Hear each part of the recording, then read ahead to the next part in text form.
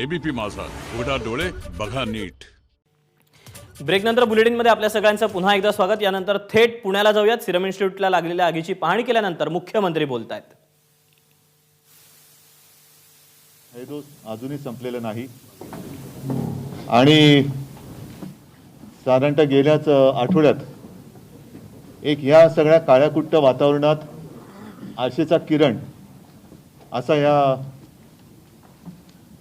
लस बनवणाऱ्या केंद्रामध्ये अचानक बातमी आली की आग लागली आणि क्षणभर केवळ आपलाच नाही तर सगळ्यांच्याच काळजाचा ठोका चुकला. दुर्दैवाने त्याच्यामध्ये 5 जण मृत्युमुखी पडले. परंतु जिथे ही लस बनवली जाते आणि त्याचं उत्पादन झाल्यानंतर जिकडे ती ठेवली जाते तिथे कोणताही अनुचित प्रकार किंवा दुर्घटना घडलेली नाही. तो संपूर्ण साठा आणि ते केंद्र हे पूर्णपणे सुरक्षित आहे. साहजिकच आहे, काल बातमी आल्यानंतर मी संपर्क केला आणि काल बोलल्याप्रमाणे, काल ठरल्याप्रमाणे आज इथे आलो. जिथे ही दुर्घटना घडली त्या इमारतीमध्ये पहिले 2 मजले हे वापरात होतेच आहेत आणि वरती जिथे नवीन केंद्र सुरू केलं जाणार होतं तिथे ही दुर्घटना घडली. एकूणच काय की हा सगळा परिसर बघितल्यानंतर सर्वांना जी एक शंका किंवा भीती वाटत होती की आता लसीकरणाचं काय होणार, लस उत्पादन होणाऱ्या केंद्रामध्ये जर आग लागली तर पुढे कसं होणार. तर आदर पण बसले, सायरजी पण इकडे बसलेले आहेत. त्यांनी जी काय माहिती दिली पूर्णपणे त्या माहितीप्रमाणे पुन्हा एकदा सांगतो की जिथे ही कोविडची लस बनवली जाते ते केंद्र तिथून अंतरावर आहे आणि तिथे कोणतीही दुर्घटना घडलेली नाही किंवा त्याचा फटका तिकडे बसलेला नाही. अरे आप थोड़ा ट्रांसलेशन करो ना, थोड़ा ट्रांसलेशन करें ना आप. नहीं, आप पूछते जाइए, मैं बातें करते रहूँगा. जिस वक्त हिंदी में बात करूँगा तो मराठी में ट्रांसलेट करिए, मराठी में बात करूँगा हिंदी में करिए. अरे एक बार हलू एक बार.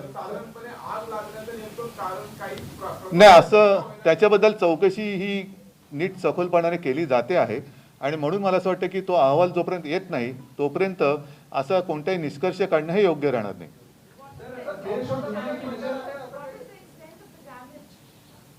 अभी डैमेज का क्या बोले आप बताओ. Thank you. See, the extent of the damage is more than 1,000 crores because of the equipment and the products that were going to be launched over there. Fortunately, we have got multiple facilities, and as CM Saab explained, COVID-19 vaccine का कुछ इसमें effect नहीं होगा supplies पे, मगर हमारे जो नए नए product launches थे विदेश अदर कंट्रीज़ के लिए, रोटा वायरस, BCG, उनका बहुत नुकसान हुआ है. मगर वो भी हम अभी कोशिश करेंगे कि अलग अलग फैसिलिटीज़ में सप्लाई का गैप हम मेकअप कर सकते हैं. मेनली लॉस फाइनेंशियल है, सप्लाईज को लॉस नहीं होगा मगर फाइनेंशियल बहुत लॉस हुआ है. आपसे जानना चाहेंगे, देश और दुनिया की नज़र जो है सीरम पर है इस वक्त, क्या कोई साजिश इसके पीछे लगी है अभी तक की जो बात नहीं, अभी कुछ भी बातें करना इस बारे में ठीक नहीं रहेगा. जैसे मैंने कहा कि जांच की जा रही है और जब भी रिपोर्ट आ जाएगा तो सारी बातें सबके सामने आ जाएगी. तो पूर्ण होईपर्यंत लागणार ना, पूर्ण नाही, पूर्ण होईपर्यंत लागणार. तो पूर्ण तर होऊ द्या. असं मी पुन्हा पुन्हा सांगतो की जोपर्यंत चौकशी पूर्ण होऊन अहवाल येत नाही तोपर्यंत याच्यावरती कोणती भाष्य करणं हे योग्य राहणार नाही. पूर्णपणे तपासणी चौकशी सुरू आहे आणि चौकशी झाल्यानंतर मी पुन्हा सांगतो अहवाल येईल आणि तेव्हा कळेल की घातपात होता का अपघात होता.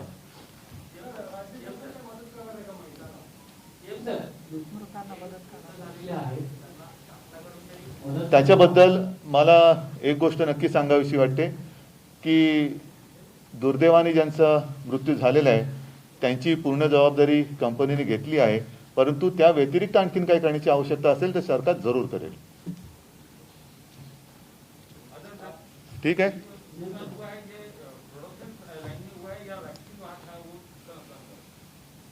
नहीं, ये प्रोडक्शन फिलिंग लाइन और बल्क एरिया में हुआ है.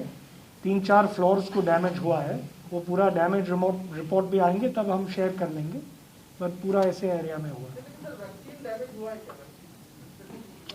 नहीं भाई साहब, मैं वापस रिपीट करता हूँ हिंदी में भी कि कोविड-19 वैक्सीन कोविशील्ड का प्रोडक्शन या वैक्सीन स्टॉक जो हमने स्टोर करके रखा है उसका कोई डैमेज नहीं है।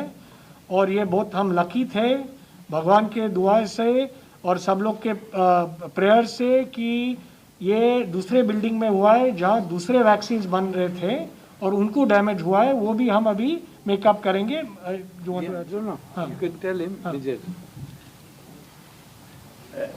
बघा असं झालंय का जे बिल्डिंगला जी आग लागली ना ती बिल्डिंग मध्ये प्रोडक्शन चालू होतं नाही, आता होणार होतं, त्याला रेडी करायला होते आणि बरं झालं का त्या बिल्डिंग आग लागली का, कारण की तिचं आपल्याला काही माल वॅक्सिन चं नुकसान बिलकुल नाही झालंय आणि ते दुसऱ्या बिल्डिंग मध्ये आग लागली असेल तर लय फार दोष झाला असं आहे।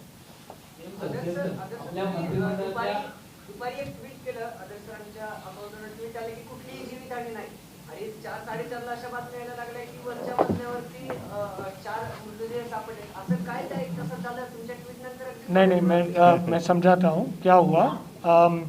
हमारा पहला बहुत हमारा दिमाग था कि किसी को भी इंजरीज ने तो डेथ नहीं होना चाहिए, तो वो हम उसके ऊपर हमारा दिमाग चल रहा था, वैक्सीन प्रोडक्शन पे नहीं। तो जब हमें पहले रिपोर्ट आया फायर डिपार्टमेंट और दूसरे डिपार्टमेंट से कि सब अभी सही सलामत है, सब लोग को रेस्क्यू हुआ है, तो हमें बहुत रिलीफ आया और हम थोड़ा खुश हुए, तो हमने वो ट्वीट किया। उसके बाद क्या हुआ कि जब वो धुआं सब बाहर जा रहा था, उसके बाद अनफॉर्चुनेटली ये लाशों हमें फाइंड की। और क्या हुआ कि ये सब जो बाहर के कॉन्ट्रैक्टर के लोग के कामगार लोग थे, उनका पूरा हमारे पास लिस्ट नहीं था, सब अकाउंट नहीं था कि कितने लोग अंदर थे नहीं थे, तो ऐसा हुआ। और जैसे हमें पता चला कि ये ट्रेजेडी और ये हुआ, हमने वो अपडेट करके ये सैड न्यूज़ शेयर किया और फैमिलीज़ को कंडोलेंस किया। और हमारे पिता ने भी अनाउंस किया कि हम कॉम्पनसेशन और सब उनका देख लेंगे, ऐसा हुआ।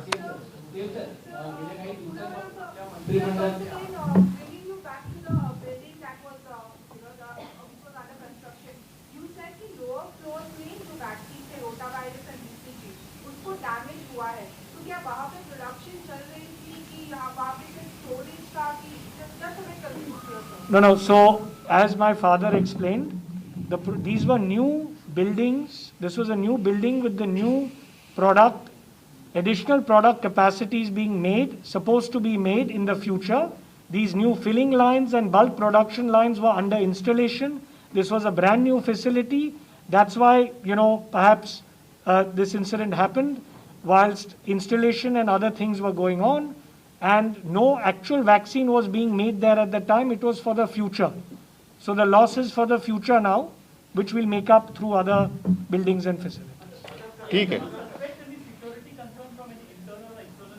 No, as CM Saab said, till the investigation is fully concluded, it is irresponsible for us to make any statements. Let us wait for that to happen and respect what CM Saab has said. ठीक है, सगळ्यांना धन्यवाद। जय महाराष्ट्र, जय हिंद, जय Maharashtra. ABP माझा, उघडा डोळे बघा नीट।